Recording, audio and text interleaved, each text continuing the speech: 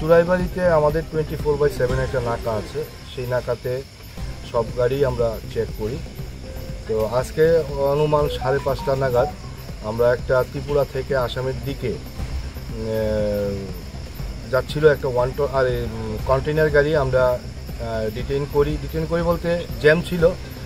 তো সেই জ্যামে গাড়িটা চুরাইবাড়ি গেটের সামনেই ছিল। গাড়িটার নাম্বার WB 73D5911। তখন গেটে প্রচণ্ড জ্যাম ছিল, সেই জ্যামের সুযোগ নিয়ে গাড়ির যে ড্রাইভার ছিল সে পালিয়ে যায়, কিন্তু আমরা গাড়িটিকে আটক করে সেই গাড়িটির সিক্রেট চেম্বার থেকে আমরা 35টি প্যাকেটে 275 কেজি শুকনো গাঁজা আমরা উদ্ধার করি।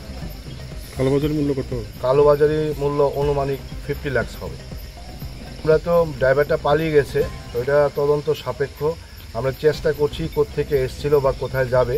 তো গাড়িটাতে যেহেতু ড্রাইভারকে আমরা ধরতে পারিনি, পালিয়ে গেছে জ্যামের জ্যামটাকে করে, তো এই মুহূর্তে আমরা বলতে পারছি না, কিন্তু এটা তদন্ত সাপেক্ষ। তদন্ত করে আমরা বলে দেব পরবর্তী সময়ে গাড়িটা কোত্থেকে এসেছিল এবং তার গন্তব্যস্থল কোথায়। গাঁজাগুলি কোথায় লুকানো ছিল?